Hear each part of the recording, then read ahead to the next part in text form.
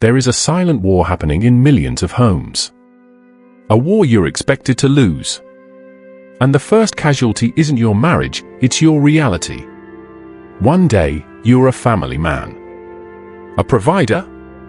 A husband. The next, you're a prison warden in a jail you didn't build, guarding a prisoner who used to be your wife. This isn't an affair. That's just a symptom. This is a systemic collapse.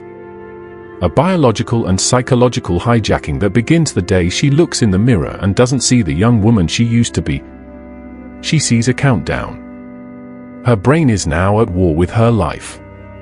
And you are the physical embodiment of that life. You represent stability, responsibility, time. And to a brain screaming for one last hit of youth, you are the enemy. Your love feels like a cage. Your loyalty feels like a chain. And a stranger's compliment feels like a key. You wake up one morning and your wife is gone.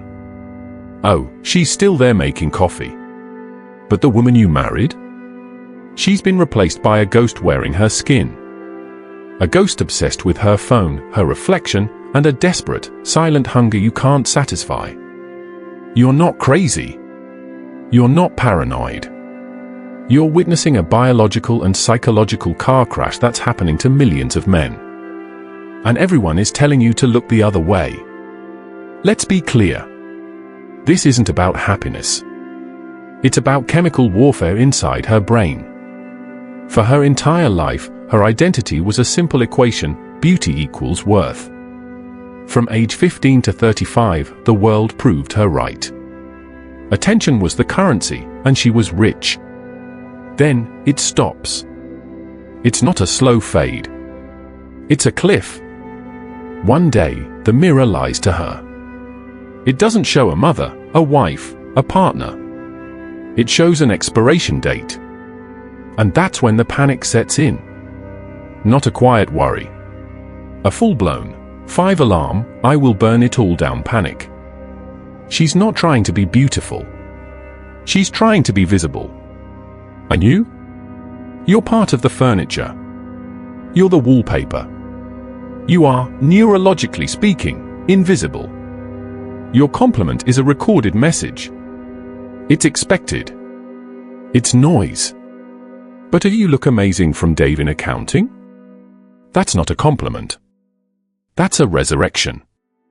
It's a lightning strike to a dopamine system that's starving for a hit. This is the brutal math of a woman at 40. One stranger's glance equals a decade of your devotion. And the modern world is her dealer. Instagram isn't an app. It's a propaganda machine selling her a lie. It screams, your husband is boring. Your life is small. You deserve a sequel.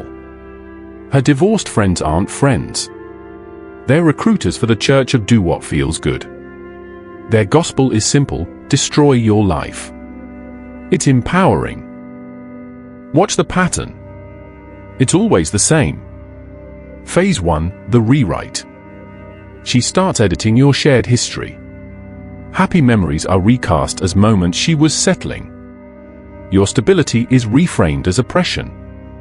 She's building a case, and you're the defendant who doesn't know the trial has started. Phase 2, the metamorphosis. The yoga pants aren't for yoga. The new hairstyle isn't for her. It's a uniform. She's preparing for a war against time, and her body is the battlefield. You'll see the desperation in her eyes in every filtered selfie. It's not joy, it's a cry for help disguised as confidence. Phase 3, the betrayal. This isn't about love. It's about biochemical terrorism. She'll risk it all, the kids, the home, your shattered heart, for one more hit of that drug. For the thrill of a new man's unpredictable text message. Because predictable doesn't flood a 45-year-old brain with dopamine. Chaos does. And when it all explodes, society will hand her a medal. They grew apart. She found herself. No. She chose a temporary feeling over a permanent foundation. She traded legacy for likes. Let's be blunt, a man's midlife crisis is a joke. A Corvette. A bad tattoo. A woman's midlife crisis is a weapon of mass destruction. His crisis is about adding excitement. Hers is about erasing the evidence of a life lived, and you, my friend, are the evidence. You represent the passing of time. You are a walking, talking reminder that she's 45.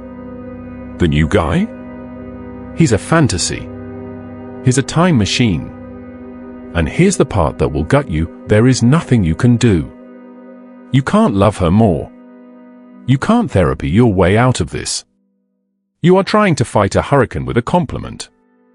This isn't a relationship problem. It's an existential hijacking. So what's your move? Stop trying to save her. Start building your bunker. Document everything. Secure your finances.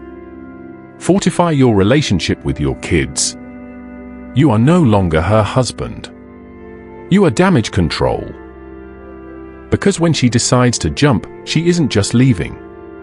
She's going to rewrite your story, paint you as the villain, and try to take your children's stability with her. Also, she can be the hero in her own tragic, self-inflicted movie.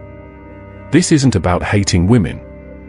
It's about understanding a terrifying truth. Modern culture has programmed many women to be termites, chewing through the very structure that protects them, mistaking the sawdust for freedom. Don't be the collapsed house wondering what hit you. See the signs. Understand the game. And protect what truly matters before the demolition begins.